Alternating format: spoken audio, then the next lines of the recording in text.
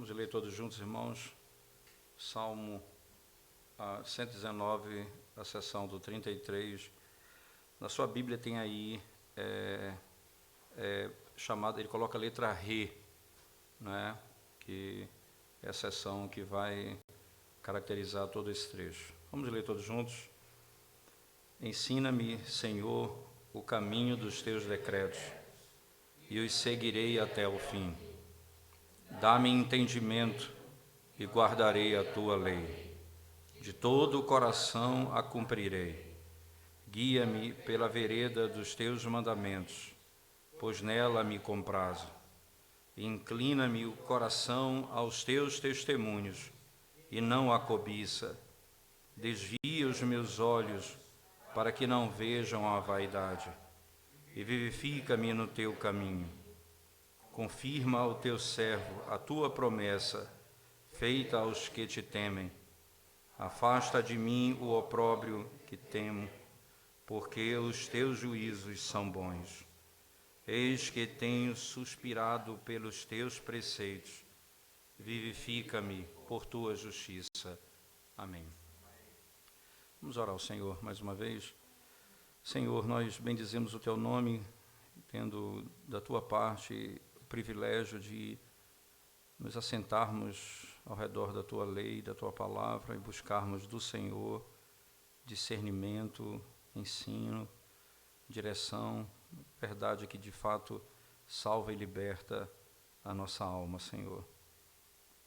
Ajuda-nos, ilumina a nossa mente e o nosso coração para compreendermos a tua vontade. Em nome de Jesus nós oramos. Amém. Existe podemos chamar assim, irmãos, de uma característica da nossa época, em que as escrituras sagradas elas têm sido tiradas do centro da nossa vida, e mais do que isso é percebido no próprio culto, não é? Quando cada vez menos a palavra é lida, cada vez menos a palavra é pregada, quando as pessoas mais desejam outras coisas além da Escritura, né? E você tem isso sendo esvaziado dos cultos, você tem isso sendo esvaziado da vida da família, consequentemente, você começa a entender a razão pela qual o opróbrio, a cobiça, a ganância passa a tomar conta da nossa vida e da própria maneira de cultuarmos. Então, quanto à cobiça, quanto à vaidade, quanto à arrogância, quanto ao desejo pecaminoso, isso é diretamente proporcional ao interesse que nós temos pelos testemunhos do Senhor. Se nós temos interesse pelo testemunho do Senhor, e temos apreço por ele, e amamos e queremos ouvi-lo, e damos ouvido aos seus ensinamentos, nós estamos combatendo as raízes do nosso próprio coração pecaminoso. Senão, o nosso coração ele passa a florescer, e as características pecaminosas da nossa alma se manifestam no culto e na nossa própria vida. Uma expressão no texto, e você vai ver a linguagem que ele utiliza quando ele diz assim, acho que o versículo 34. Dá uma lida, por favor. Não, desculpa, o 33, o 34 mesmo, 32 é o 33 em diante. Para mim, o 33 e o 34. Leia para mim, por favor.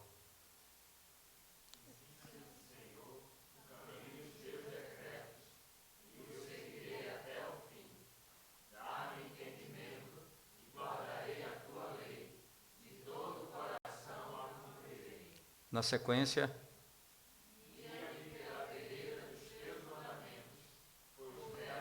e por último, o último verso, esse último agora, inclina o teu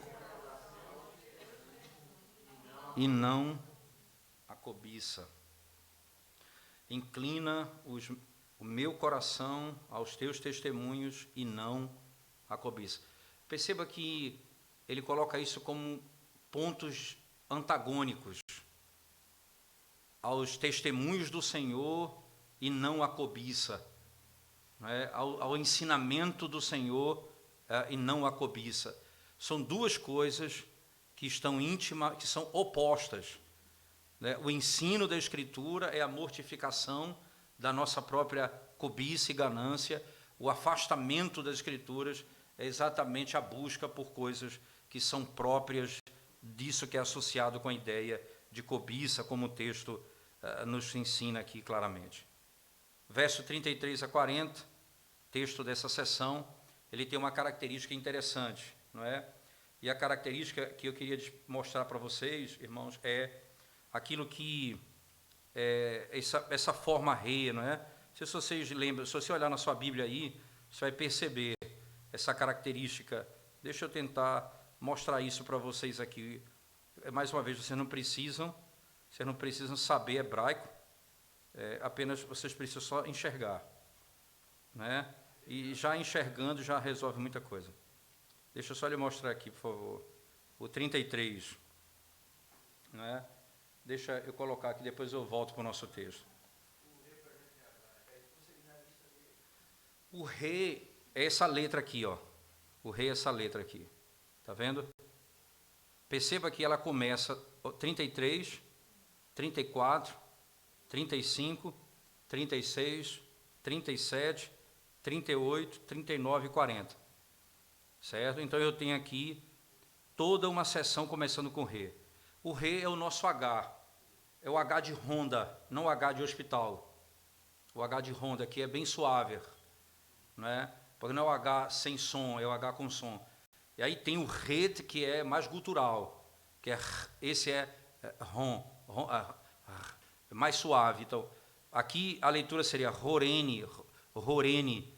O que significa o re no verbo hebraico? Existem algumas formas interessantes do verbo hebraico. Por exemplo, você tem três coisas básicas que organizam o verbo em hebraico. Você tem o tipo de ação que é próprio da nossa língua portuguesa também. Então, por exemplo, eu digo assim, eu tenho uma ação simples. Então, matar ou ser morto. Então, eu mudei a voz, ativa e passiva, mas eu tenho a voz, eu tenho o simples do verbo. Eu tenho a forma intensiva. A forma intensiva é uma morte mais, então não é matar, é assassinar. Então, o mesmo verbo escrito de uma outra forma, ele tem uma outra ênfase. Então, não é só matar, é assassinar. Ele mostra dolo, tá certo? Ele mostra que não é um acidente, é uma intenção de matar. Ele planeja a morte de alguém. Então, eu tenho voz ativa, passiva e reflexiva. Então, eu mato selvagemente, eu fui morto selvagemente, eu tirei minha vida selvagemente. Então, ele se matou selvagemente, coisa assim. Então, eu tenho a voz dessa maneira. E tem uma última forma, que se faz toda ela com re, que é o que se chama de refio, que é a forma causativa. Então, por exemplo, o texto diz assim, Deus fez separação entre águas e águas. Esse verbo fez separação, ele causou a separação. Então, por exemplo, eu digo assim, eu consertei meu carro. Veja, eu consertei meu carro. Eu não sou mecânico, então não foi que consertei. Eu causei o conserto. Eu paguei alguém para consertar o carro. Então, eu posso até usar a voz ativa, mas na realidade eu estou causando uma ação. Eu não sou exatamente aquele que realiza. Então, diz assim, Deus fez separação. Então, o texto de lá, ele causou a separação. Esse causar, e aí eu queria que você, só tudo isso para entender um detalhe, é uma forma em que ele pede a Deus que cause nele alguma coisa. Por isso que a ênfase é toda no re, que é essa forma em que alguém causa alguma coisa. Então não sou eu que faço, ele pede a Deus que cause em mim, que produza em mim, certo? Daí a razão pela qual a ênfase nesse re em toda a sessão. E ele se utiliza dessa beleza da arte bíblica, do hebraico, para exatamente nessa sessão falar só dessa forma. Agora, volte para o texto que nós estávamos lendo, por favor. Né? Volte para o texto que nós estávamos lendo lá, do Salmo. Deixa eu tentar voltar aqui, por favor. Agora vai. É o texto que nós estávamos aqui lendo. Veja só, por favor, irmãos. Está congelado, né? Eu vou descongelar ele agora. E eu vou tentar diminuir aqui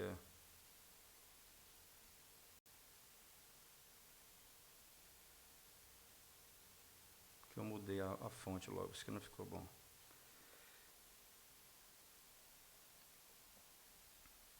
Bora ver aqui, veja só, embaixo 33, só o 33. Ensina-me, Senhor, o caminho dos teus decretos. Veja, o que ele está pedindo a Deus é: cause em mim o conhecimento. É engraçado que o que é dito é, porque o verbo pode ser aprender, não é? Mas fazer aprender. Então, me faça aprender. Aí ele diz: ensina-me. O que ele diz é: me faça aprender. Me faça aprender. E aí ele diz: ensina-me. Veja a sequência, por favor. Eu mudei, não? Mudei. Diz assim: dá-me entendimento. Então, faça-me entender. Daí ele traduz dessa maneira: dá-me entendimento. Verso 33, ou melhor, 35. Guia-me pela vereda. Então, faça-me andar. Então, guia-me pela vereda. Ele coloca de uma forma, mas o que está sendo dito é: guia-me pela vereda. O verso 36, inclina-me o coração. Então, faz-me inclinar. Cause em mim a inclinação a isso. Então, produza em mim isso. É o que ele pede a Deus. A mesma coisa no 37. Veja: desvia os meus olhos. Faça-me desviar os olhos de tais coisas. E o 39. Confirma ao teu servo a tua promessa. O 39. Afasta de mim o opróbrio. E o 40. Eis que tenho suspirado pelos teus preceitos. Vivifica-me, isto é, faz-me viver. Cause a vida em mim. A maneira de traduzir é a maneira mais própria da nossa língua. Mas o que está sendo dito lá é: Senhor, faz isso, cause isso em mim. Cause o entendimento, produza o entendimento, produza a compreensão. Me faça buscar, me inclina o coração. A lógica aqui, irmãos, o que o salmista faz de maneira preciosa é descrever a certeza de que eu posso ter desejo pela palavra, mas ele tem a consciência que ele não vai conseguir se o Senhor não produzir isso no coração dele. Não há como eu imaginar a possibilidade de buscar, de amar a lei de Deus e não clamar a Deus para que eu possa ter prazer nisso. Eu não posso dizer eu amo a lei de Deus e ao mesmo tempo dizer eu vou fazer isso com a minha força. Eu tenho força para entender. Eu sou capaz. O amor que eu tenho pelo conhecimento da lei é proporcional à necessidade que eu tenho de Deus para compreender o texto sagrado. John Owen diz isso: não há nada mais arrogante na vida de um homem do que ler as Escrituras sem espírito de oração. Não há nada mais arrogante. Lê a Bíblia como se fosse um livro que você está buscando informações. A minha total dependência de Deus para compreendê-lo, para amá-lo, não é? Os versos anteriores que nós estudamos, irmãos, ele descreve que ele treme diante do senso de pecado. Como uma criança, ele se sente fraco, ele diz isso nos versos anteriores. E leva o homem a chorar, a clamar a Deus: ajude-me, socorro, Senhor, socorro, me ajuda na minha fraqueza. Porque se o Senhor não me ajudar, eu vou cair. Se o Senhor não me ajudar, eu vou pecar. Se o Senhor não me ajudar, eu vou me desviar. Ele tem essa consciência. Agora ele diz: ensina-me, Senhor. Ensina-me o quê, irmãos? O que é que o texto diz no verso 33? Ensina-me o quê? Os teus estatutos ou os teus decretos. A parte daqueles que nunca serão ensinados, veja só, irmãos, aqueles que nunca serão ensinados, ou os não ensináveis, são aqueles que dependem da sua própria sabedoria para saber. Os que não vão aprender são os que dependem de si mesmo para conhecer. A tolice deles é conhecida, certo? Todos vão perceber a tolice deles. O salmista prefere o Senhor como seu mestre. Ensina-me, Senhor.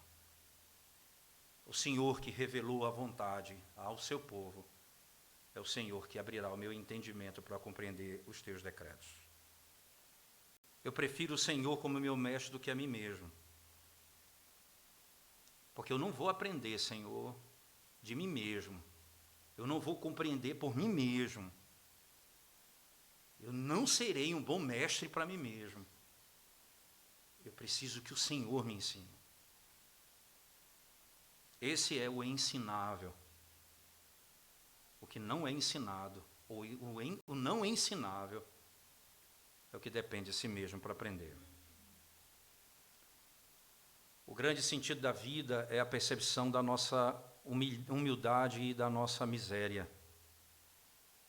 Quanto menor nós nos vemos, quanto mais nós percebemos a nossa fraqueza, quanto mais claro aos nossos olhos são os nossos pecados, nós buscaremos um professor melhor.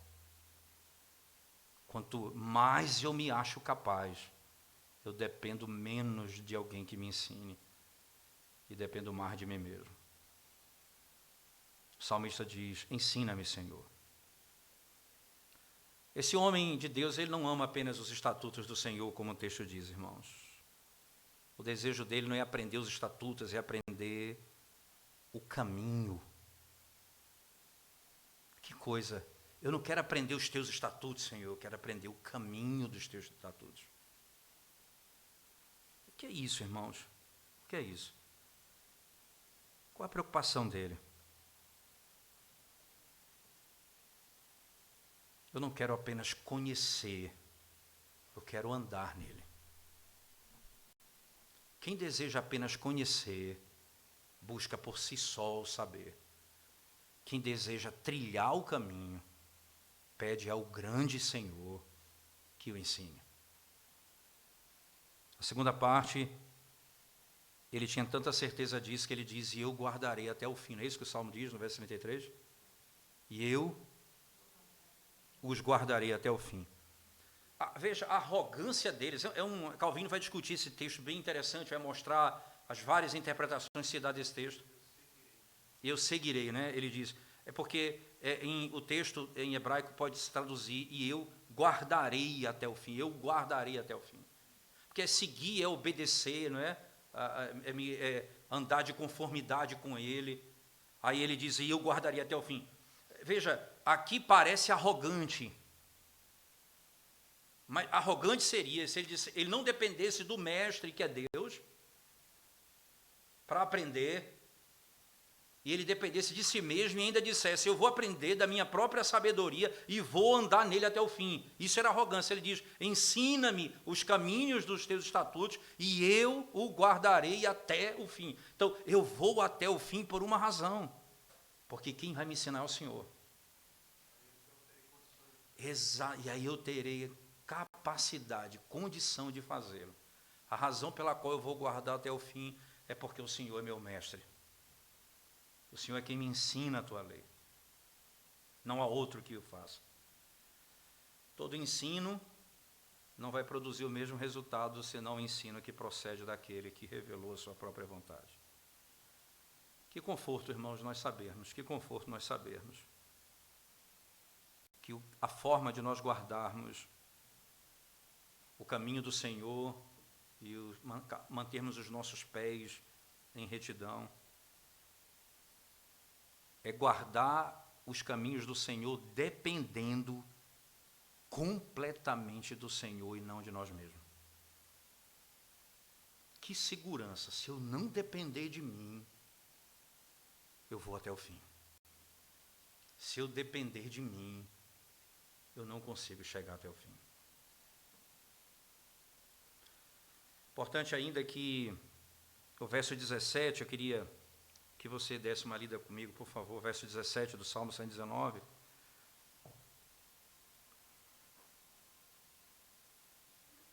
Veja lá, por favor.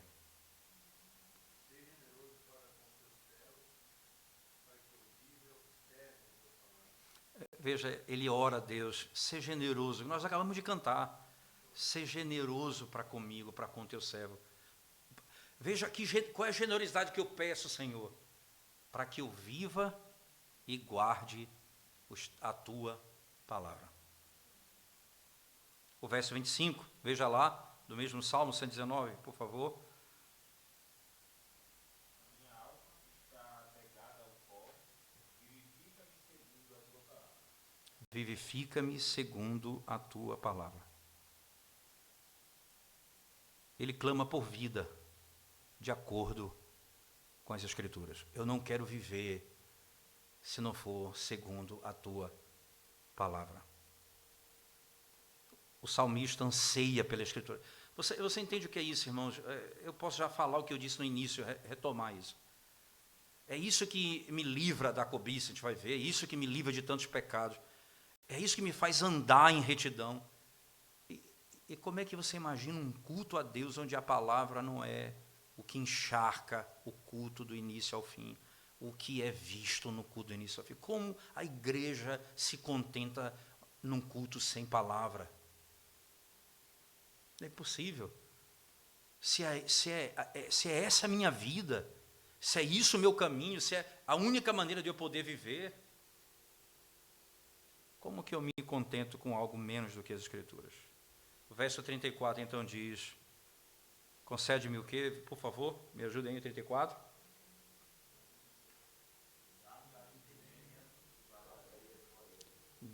Dá-me entendimento, eu guardarei a tua lei. É a mesma oração, agora alargada. É o mesmo pedido, só que agora mais alargado. Intensifica aquilo que foi dito anteriormente. Ele diz, eu não apenas preciso de ensino, Senhor, mas eu preciso do poder para aprender. Dá-me entendimento. Veja, eu não quero apenas o ensino, eu quero o poder para entender. Ele não quer apenas entender, ele quer obter o entendimento. Perceba para onde o pecado nos levou, irmãos. A ponto de nós não termos faculdade, capacidade de entender as coisas espirituais. Paulo diz, o homem natural não discerne as coisas espirituais, porque as coisas espirituais se discernem espiritualmente. Exatamente. Não há quem entenda, não há quem busque. O pecado nos levou a esse nível. Então ele diz, Senhor, não apenas me ensine, me conceda a graça de compreender, de entender, o poder para entender. Esse é o milagre da graça. Irmãos, como eu aprendo alguma coisa que eu não podia aprender? É a mesma forma como eu vou viver seguindo aquilo que me foi dado pela graça de Deus. A graça que me fez saber é a graça que me vai fazer entender. Eu preciso do Senhor para isso. Isso nunca vai acontecer comigo, irmãos, até que eu saiba da necessidade disso. E eu nunca terei necessidade disso se Deus não me mostrar pelo entendimento a medida que eu preciso saber para poder sair do estado em que eu me encontro. Ele diz, ensina-me, concede-me condições de entender. Nosso estado é terrível, de complicada ruína. Eu preciso de uma graça multiforme para me livrar. Eu não preciso apenas do ensino, eu preciso do entendimento. Eu não preciso do entendimento apenas, eu preciso do poder para compreender. E aí ele diz na sequência, então eu farei o que, irmãos? Para que eu faça o que na sequência do verso 34? Eu guardarei a tua lei. O Evangelho da graça nos dá o Evangelho nos dá a graça de guardar a lei. Que é a última parte, né? Eu as observarei de todo o meu coração, com todo o meu coração. todo o meu coração. Isso é uma frase importante. O entendimento opera sob as afeições. Convence o coração da beleza da lei, de tal maneira que a alma passa a amá-la com todo o poder que ela tem. E então é revelada a majestade do legislador.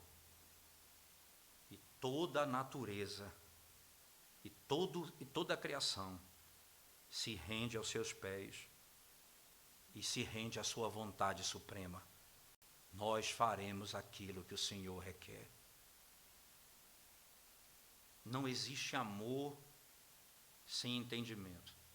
O entendimento precede o amor. Eu não posso amar aquilo que eu não entendo nem conheço. Veja, eu não posso entender o que eu não conheço e não posso amar aquilo que eu não entendo e nem conheço. O amor, ele é fruto do entendimento e do conhecimento. Uma vez que eu conheço e que eu entendo, eu passo a amar. E aí eu amo ao Senhor. Veja, o texto diz, de todo o meu coração. E eu guardarei de todo o meu coração. Então, ele fala de todo o coração, porque agora as afeições, a faculdade, a alma, está toda envolvida no processo. Então, todo o meu coração eu vou guardar. Com todo o meu coração. Não apenas parte de mim, mas os meus sentimentos, as minhas afeições, a minha faculdade, a minha compreensão. Eu vou te amar, eu vou amar o legislador. Eu te servirei, Senhor, de todo o meu coração. Ninguém vai dizer isso, irmãos, até que tenha recebido a iluminação interna do Espírito Santo dentro da sua própria alma. Ninguém dirá isso. Só se falamos como hipócritas, mas como crentes, verdadeiramente. Só quando somos iluminados pelo Espírito de Deus. Observe o paralelo. É engraçado isso que os comentaristas colocam isso, faz uma análise interessante. Veja o verso 2 do Salmo 119, irmãos. Por favor, verso 2 e verso 10 do Salmo 119. Veja a relação entre esses textos, por favor. 2 e 10 do Salmo 119. 119, verso 2 e 10.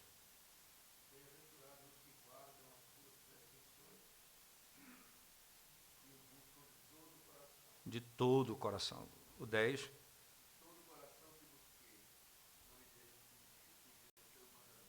Agora, presbítero, vá lá para o verso 58, veja que coisa interessante.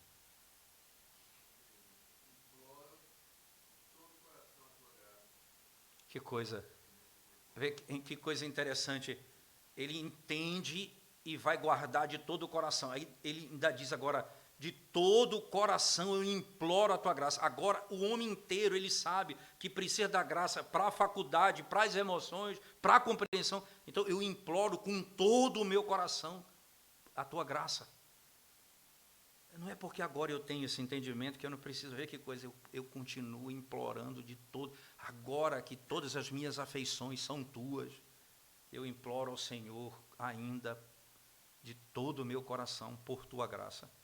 Ser gracioso para comigo, Senhor. Verso 35 do nosso salmo, por favor. Veja, alguém lê para a gente.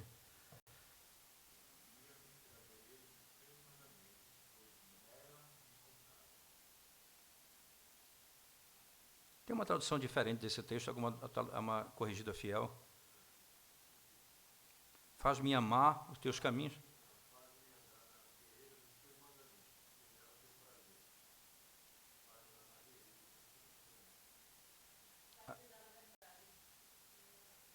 Faz-me andar.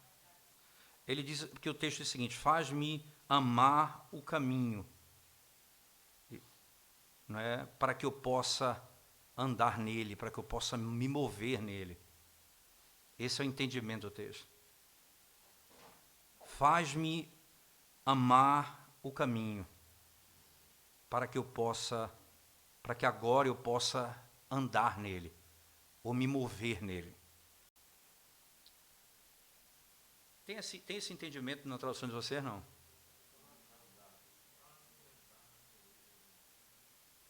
Aí, é só isso? Faz-me andar na vereda dos teus mandamentos, e a segunda parte? Porque nela tenho prazer. Porque a amo, né?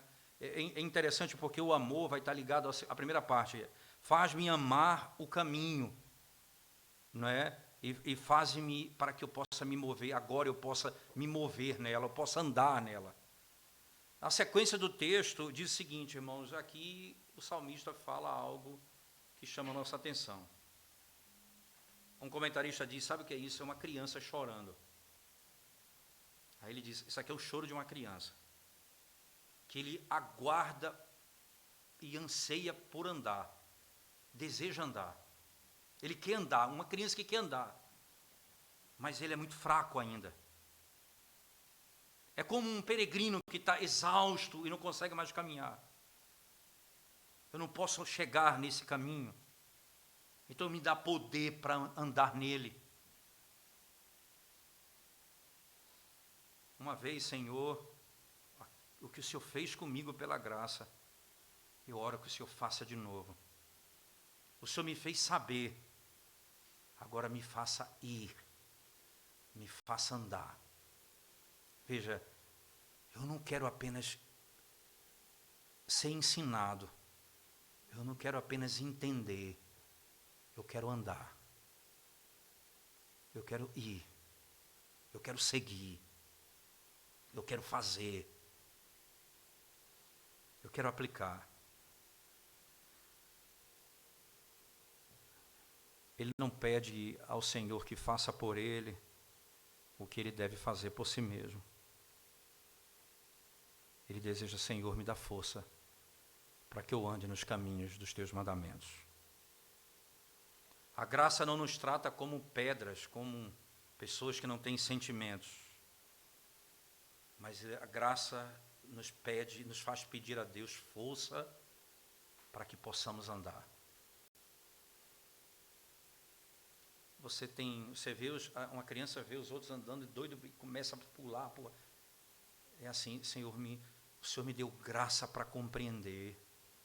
Agora eu quero graça para andar. O que significa isso na prática, irmãos? Significa que eu quero não apenas saber dos detalhes da tua lei, eu quero andar nos teus estatutos, eu quero obedecer a tua lei, eu quero fazer a tua vontade, eu não quero apenas ser um mestre que conhece, eu quero ser um peregrino que anda, eu não quero ser um sábio simplesmente, eu quero ser um peregrino, eu preciso andar, Senhor, eu preciso andar nos teus caminhos. Faça-me entender, faça-me andar. O entendimento precisa levar-nos à prática. O salmista não para no entendimento, ele quer andar. Verso 35, por favor, inclina o meu coração, ou desculpa, o 36, inclina o meu coração para quê? Aos teus testemunhos. É isso? E não a cobiça. É interessante isso, né? Davi, imagina, ele tem um desejo de ter o coração dele inclinado para as coisas que são corretas e não para o ganho do mundo. Ele devora a lei e se devota a ela de coração, porque ele sabe que ele vai ser livre dos desejos cobiçosos desse mundo se ele descobrir a beleza da lei. Eu não trocarei a beleza desse mundo se eu não perceber a beleza da lei. Lembre-se das palavras do salmista que nós já estudamos anteriormente. Desvendo os meus olhos para que eu veja o que, irmãos? Veja, ele sabe o que tem lá dentro, as maravilhas da tua lei. eu me impressiono com a beleza dela. Eu anseio por ela. Não a cobiça, não aos prazeres carnais desse mundo. Se nós andarmos em oposição a esse desejo carnal, o Senhor há de nos abençoar. A santidade do coração é a cura para a cobiça. A santidade do coração é a cura para a cobiça. E ele pede, inclina, causa inclinação ao meu coração pelos teus testemunhos. Me faz inclinado, produz em mim isso, Senhor. Porque enquanto a lei coloca, mostra Deus na sua glória e o homem submisso a ela, a cobiça destrona Deus do seu poder, estabelece o homem como alguém soberbo, egoísta, com desejos sórdidos, degradante. Ele vive de endurecimento de coração, ele vive por pecado, ele anda de acordo com as suas paixões. Então tudo que está ao redor dele não parece com Cristo, parece com o mundo. Ele é filho de Judas Iscariotes. Em tudo que o Senhor lhe ensinava, ele pensava só em si mesmo. Em tudo que ele aprendia, ele vivia só para si mesmo. E até o dinheiro que entrava para socorrer os necessitados, ele só pensava em si mesmo. Mostra-me os teus estatutos, Senhor. Inclina o meu coração e eu serei, para que meu coração não se incline à cobiça. Verso 37. Por favor. Alguém pode ler?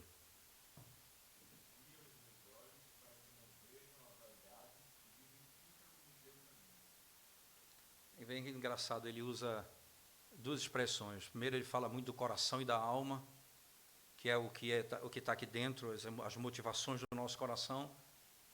E ele lida com isso, inclina o meu coração, de todo o coração. Ele lida com esse ensino, com esse aprendizado que é guardado no coração, a alma, o interior do homem. Agora ele diz, Senhor, cega os meus olhos para que eu não veja.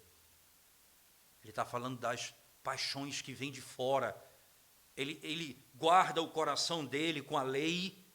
Agora ele diz, Senhor, guarda os meus olhos. Isso é expressão interessante, não é? Como é que é a tradução? Verso 37, ele diz assim, né? Desvia os meus olhos para que não vejam a vaidade. Agora é o que vem de fora, Senhor. Ele orou pelo coração, e se os olhos não veem, irmãos, talvez o coração não deseje. Ele não apenas guarda o coração, como ele pede a Deus que proteja os seus olhos. Aquilo que eu vejo. Ele não é apenas que os olhos dele sejam desviados simplesmente, porque era fácil, era só mantê-los fechados. Mas ele diz, dirija os meus olhos para as coisas certas, com o sentido certo. A fraqueza dele não é só no coração, é na percepção das coisas lá fora. Eu preciso de ti para saber o que significam as coisas que eu vejo e para julgá-las internamente. Sem o Senhor, eu não consigo me livrar daquilo que os meus olhos veem. E a cobiça se levanta no meu coração. Ele não quer simplesmente ser passivo, irmãos. Mas ele quer dizer, como sempre diz, eu sou incapaz de desviar os meus olhos por mim mesmo. Inclina-me, desvia, me ajuda, eu preciso de ti. E a segunda parte do verso ele diz, vivifica-me, não é isso? No teu caminho. Me conceda vida para que eu possa ver a vaidade das coisas que eu vejo. Vivifica-me, Senhor, nos teus caminhos, para que eu possa perceber que aquilo que eu vejo não significa aquilo que eles dizem que é, mas aquilo que o Senhor afirma que é. Me permita viajar nesse mundo, mas não me permita me perder no caminho para o céu. Desvie os meus olhos, Senhor. Eu estou caminhando para a terra prometida. Me ajuda a não colocar os meus olhos naquilo que me impede de marchar pelo caminho até a tua presença. Mais uma vez, a oração mostra a nossa grande necessidade.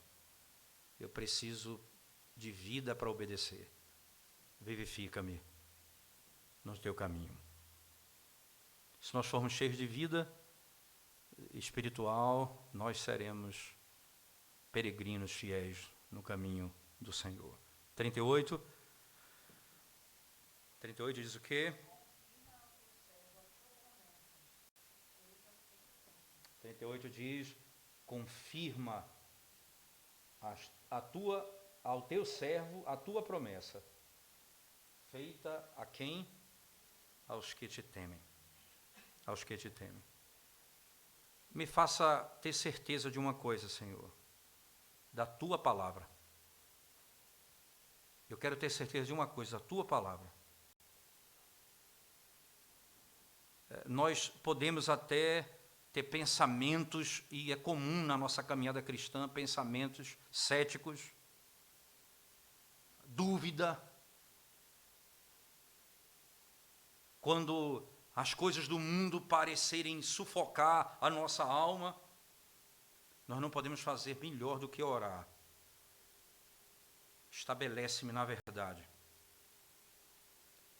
Vai surgir tempo, irmãos, em que toda a doutrina verdadeira e toda a promessa parece que foi sacudida.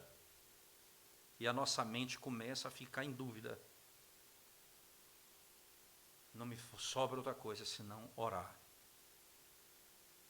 Sustenta minha alma no caminho, Senhor. Dessa maneira, a santidade prática é de grande ajuda para com a certeza doutrinária. A santidade prática é de grande ajuda no que diz respeito à certeza doutrinária. Se nós temermos ao Senhor, nós desejaremos não nos desviar dos seus caminhos. Se nós temermos ao Senhor, nós desejaremos que a palavra dele seja estabelecida dentro de nós, como verdade do Senhor. E aí no mesmo texto, ele diz, para os que te temem, as promessas que foram dadas àqueles que te temem, os que temem o teu nome, aqueles que temem a tua lei, aqueles que temem a tua verdade, a tua santidade, aqueles que são fortalecidos porque temem ao Senhor acima de todas as coisas. Então estabeleça a palavra para que eu possa temer. Estabeleça a tua palavra para que eu tema, Senhor, para que eu não me afaste dos teus caminhos. Lembra que o Senhor disse: eu coloquei o temor no teu coração para que você não peque contra mim. Está lá em Êxodo capítulo 20, verso 20 a 22. Eu coloquei o temor no teu coração para que você não peque contra mim. E ele diz: estabelece isso, Senhor, no meu coração. As promessas para aqueles que te temem. Que promessa é essa? Os que temem ao teu nome, Senhor, serão guardados por ti. Então, diante das dúvidas e dos temores desse mundo, lembra, nós tememos ao teu nome. Então, estabelece a tua palavra dentro do nosso coração. E aí, no verso 39, ele vai dizer de outro temor. Né? O verso 39 diz: afasta de mim o opróbrio que temo, porque os teus juízos são bons. Ele teme a Deus, mas ele teme também o opróbrio. Por quê, irmãos? Porque ele teme que os inimigos venham a blasfemar por causa da inconsistência dele. Nós temos que temer o opróbrio. Nós temos que evitar isso. Por exemplo, a perseguição na forma de calúnia. Você pode orar contra isso. A pessoa lhe persegue caluniando. É sensitivo isso, é sofrimento, mas você foi perseguido porque você ama a verdade e alguém calunia você. O que é que eu faço? Eu vou orar. E aí eu penso o seguinte: me guarda da mentira. Me guarda da mentira. Eu temo ser tratado como mentiroso, mas livra minha alma de mentir. Não me deixa reagir com as mesmas práticas com que eles agiram contra mim. Não me deixa mentir. Nós seremos guardados da mentira, se nos guardamos da mentira. O princípio é: eu vou reagir de conformidade com a lei de Deus, não de conformidade com o temor que eu tenho do opróbrio. Eu temo isso. Eu temo isso, Senhor Deus, mas o texto diz: os teus juízos são bons. Eu temo isso, mas eu não posso temer, porque eu tenho certeza que os teus juízos são retos. E o meu coração é guardado dessa forma. E aí, quando ele vai na última sessão aqui do verso 40, ele diz: eis que tenho suspirado pelos teus preceitos, vivifica-me por tua justiça. Eu tenho suspirado por ele. Que coisa importante, não é? Ele curvou-se diante de Deus sinceramente, mostrou que ele é fraco e necessita da graça, mas ele precisa em todas as coisas ser confirmado na vontade divina. Onde está a nossa ansiedade, irmãos? Eis que tenho suspirado. Por que e pelo que eu suspiro? Por que e pelo que eu aguardo? O salmista diz: eu suspiro pelos teus preceitos. Eu suspiro pelos teus preceitos. Eu suspiro por aquilo que está diante do Senhor. Nós ainda não alcançamos a perfeição, mas nós devemos desejá-la. Aquele que nos dá o desejo dela, irmãos, nos dará a certeza que nós vamos obtê-la no fim. Os preceitos do Senhor, eles são penosos para os ímpios, não para aqueles que temem ao Senhor. Pelo contrário, ele é segurança para aqueles que temem ao Senhor. Eu suspiro pelos teus decretos, eu suspiro pelos teus ensinamentos. É a única coisa que vai me livrar da cobiça, do temor dos homens. É por isso que eu suspiro pelos decretos teus, pelos teus preceitos. E por último ele encerra: vivifica-me por tua justiça. Vivifica-me por tua justiça. O Espírito de Deus que derrama nova vida em nós. E exatamente esse mesmo Espírito que nós devemos clamar. A vida que nós já temos nele precisa nos fazer desejar mais. A vida que eu já tenho nele vai fluir para um desejo de mais. Veja, eu já tenho, mas eu suspiro pelos teus preceitos. Vivifica-me por tua justiça. Eu quero mais ainda, Senhor. Eu preciso de mais ainda. Não existe limite na nossa caminhada pelo amor aos decretos e às leis do Senhor e aos preceitos dela. Quanto mais eu tenho afeição por ela, entendimento dela, o amor de todo o coração por ela, eu tenho o desejo de buscar, na graça que me foi concedida para amá-la, o desejo de amá-la ainda mais, e o desejo de conhecer ainda mais, o desejo de saber e temer ainda mais.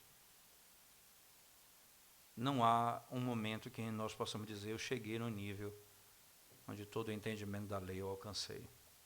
O salmista suspira, ele anseia, ele deseja isso. Não há espaço para hipocrisia no trato com a lei. A graça está espalhada no Salmo 119. Mas a maneira como o salmista descreve, não há espaço para hipocrisia, para letargia, para simplesmente o falar vazio. A linguagem é a minha alma, o meu coração, todo o meu coração. A minha alma suspira, eu espero. São coisas que falam de um desejo que não está associado ao mero ritualismo. É um anseio da alma, é uma fome da alma, é uma sede da alma, é um anseio da alma. Nós devemos nos alegrar cada vez mais em poder servir a Deus no dia do Senhor, quando vamos adorá-lo. E você lê a Bíblia do início ao fim do culto. Do início ao fim do culto. Lembro-me de uma época onde, numa determinada igreja que eu pastoreei como auxiliar, lembro muito bem, resolveram fazer um chamado culto jovem. E a tática era, não abra a Bíblia. Pregue 15 minutos, senão não vai surtir efeito.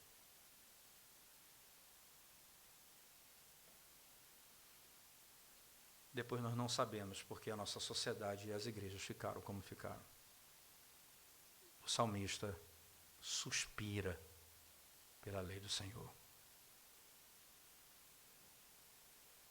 Desejo, irmãos, é que nesses estudos a gente aprenda a amar a lei do Senhor e saber que pela graça nós amamos, e pela graça nós buscamos, e pela graça nós ansiamos por mais, vindo da própria lei de Deus.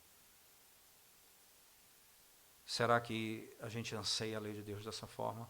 Será que nós suspiramos por ela dessa forma? Deus nos ajude a ter um coração submisso, porque assim, o nosso desejo, o nosso suspiro, não será pelas coisas desse mundo, mas pelo reino de Deus.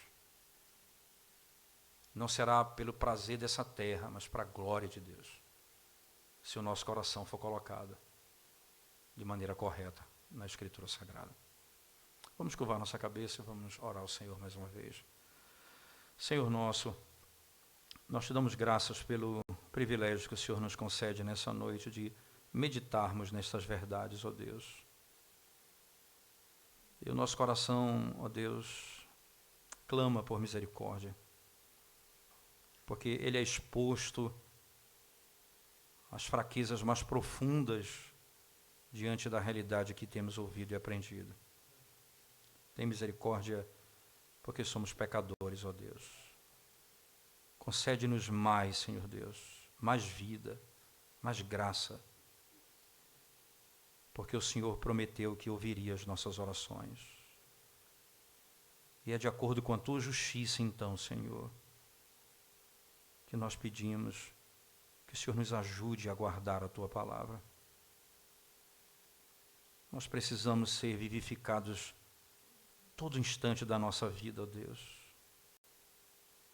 porque nós rapidamente nos tornamos tão vagarosos, tão fracos, ó Deus, nos caminhos do Senhor. Ó Santo Espírito do Deus triuno, ouve a nossa súplica e que o Senhor derrame sobre nós a vida, para que nós não cessemos de clamar a Ti. Porque se o Senhor nos der vida, nós nunca cessaremos de clamar a Ti.